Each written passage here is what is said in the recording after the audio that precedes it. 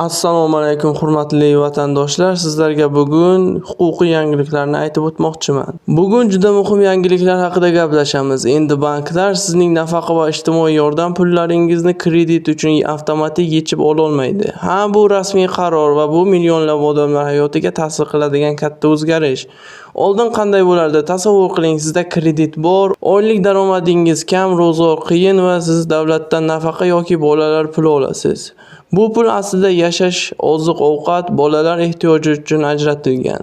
Lekin amalda nimalar bo'lardi? Hisobingizga pul tushishi bilan bank avtomatik tarzda kredit qarzini yopish uchun yechib olardi.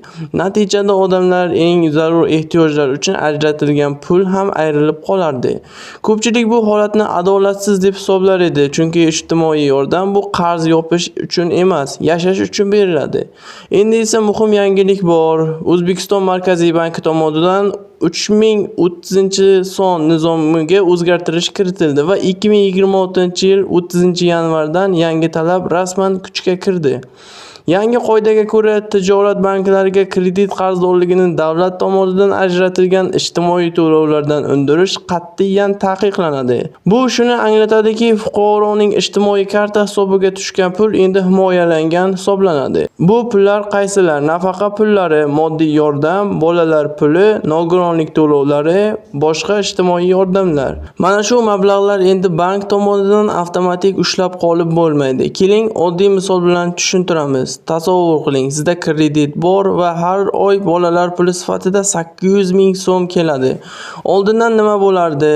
Pul tushishi bilan bank tizimi avtomatik ishlardi. Kreditdan qarzingiz bo'lsa, pulning bir qismi yoki hammasi darhol yechib olinardi.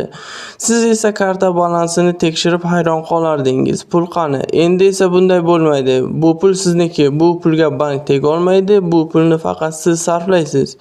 Bu qaror nimasi bilan muhim? Birinchidan, ijtimoiy himoya kuchayadi. Davlatdan ajratgan yordam haqiqiy egasiga yetib boradi. Ikkinchidan, oilaviy byudjet himoyalanadi. Eng daromadli oilalar endi moliyaviy bosimdan biroz bo'lsa ham yengillashadi. Uchinchidan, eng muhtoj qatlam qo'llab-quvvatlanadi. Bu qaror jamiyatdagi ijtimoiy adolatni kuchaytiradi. Chunki davlat ajratgan yordamning maqsadi bitta, odamlarning yashashiga yordam berish. Bu pul kredit yopish uchun emas, bu pul ro'zg'or uchun. Lekin bu yerda juda muhim bir eslatma bor. Bu qaror kredit to'lamasa ham bo'ladi degani emas. Kredit baribir majburiyat. Uni baribir to'lash kerak. Faqatgina farqi shundaki, bank endi ijtimoiy pullardan avtomatik yechib ola olmaydi. To'lovni boshqa daromad manbalaringizdan amalga oshirishingiz kerak bo'ladi. Ya'ni mas'uliyat saqlanib qoladi, lekin ijtimoiy yordam hisoblanadi. Qisqacha aytganda, ijtimoiy pullar endi himoyada. Bu ko'pchilik uzoq kutgan o'zgarish edi. Agar sizda kredit bo'lsa yoki yaqinlaringiz nafaqa yoki bolalar puli olsa, bu yangilikni albatta yetkazing, chunki bu ma'lumot ko'pchilikka juda foydali bo'ladi.